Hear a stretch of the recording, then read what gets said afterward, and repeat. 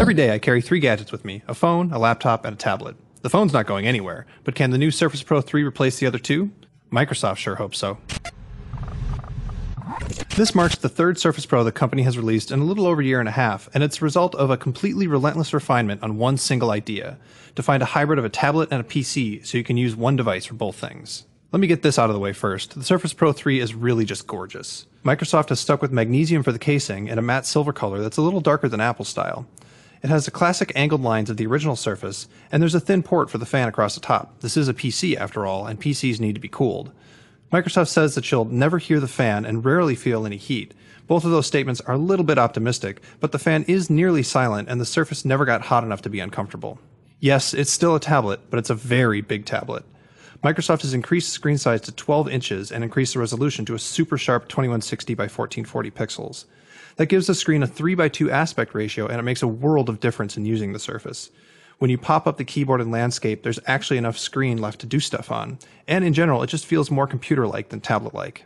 Although the screen size has been bumped up, the rest of the Surface Pro 3 has been shrunk down. It's thinner and lighter than the last Surface Pro, and even the current 13-inch MacBook Air. You've got a single USB port and a single display port, plus a nicely redesigned power jack that's easier to plug in and harder to bump out. There's a microSD card slot under the hinge, and while I do wish that Microsoft had found a way to make that a full SD slot, it does keep the whole thing thin. There's also still pen input, completing the tablet side of this equation. The pen is bigger now, with a nice round shape and a comfortable heft. It no longer attaches to the side of the Surface, which is a bummer, but the bottom line is that it's super accurate and fun to use. One of the best features is that you can just click the top of the pen to instantly launch OneNote and jot stuff down. There are 5-megapixel cameras on the front and the back. They're fine. Eventually, Microsoft will release a software update that lets you take a photo and then draw right on top of it in OneNote. But otherwise, if you're depending on a device this big to take pictures, you probably need to reassess your gadget priorities. But the best design feature of the Surface Pro 3 is a new hinge. The first Surface only worked at 22 degrees, which made it a desk-only kind of affair. The Surface Pro 2 gave you a second angle, but this new model can go pretty much at any angle you want, all the way down to 150 degrees. It uses friction to hold itself in place and feels really sturdy. Maybe someday it'll get loose and slip around, but my guess is that it won't. Microsoft really wants you to believe that you can use the Surface Pro 3 on your lap, and a big part of that is the new type cover. It's $130 and it's way better than last year's model. Microsoft has cleverly added a second magnetic strip that folds up and attaches to the front of the Surface. That adds a ton of stability, and it also elevates the keyboard slightly, which makes it much more comfortable to use. But my favorite part is the new trackpad. It's much bigger and it works much better than it did before, but unfortunately it's still not as good as what you'll find on a real laptop. In general, Microsoft's solutions for helping you use this thing in your lap are better, but they're still more complicated than the dead simple action of just lifting your screen up on a laptop. Battery life is pretty close to Microsoft's claim that it can last all day. It lasted just under 8 hours in our battery drain test, and when I was using it much more heavily, I really didn't need to plug in until mid to late afternoon.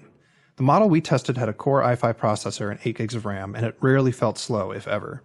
Because of the high resolution, Microsoft has set a display scaling of 150%, and it's a good default for most everything, although a few apps can still look fuzzy here and there. This isn't a gaming powerhouse by any stretch, but it can handle the basics just fine. On the software side, the Surface Pro 3 runs Windows 8.1 Pro, and I still find that it's an operating system with a million great ideas that can sometimes still be a little frustrating to make sense of. The split between the desktop world and the more modern app world is still here, and it can still cause you to spend too much time arranging things. Microsoft's App Store still feels more barren of big-name quality apps than I'd like, but it's improving fast. And there's always the huge world of traditional Windows desktop apps to fall back on. The Surface Pro 3 ranges from $799 for the bare-bones i3 model all the way up to $1,949 for a top-of-the-line i7 model, but most people are going to want to pick something somewhere in the $1,300 range. No matter which model you pick, make sure you remember to kick in the extra $130 for the type cover, which is pretty much a must for this device. Is the Surface Pro 3 a laptop? Sort of, if you don't mind a little awkwardness here and there. Is it a tablet? Sure, but it's so big that it's not really great for traditional tablet stuff like reading and casual games. What the Surface Pro 3 really is the best hardware and experience for Windows 8.1. Whether you'll love the Surface Pro 3 will depend a lot on whether you love Windows. That's increasingly a pretty big if for a lot of people, but Microsoft has at least put its best foot forward.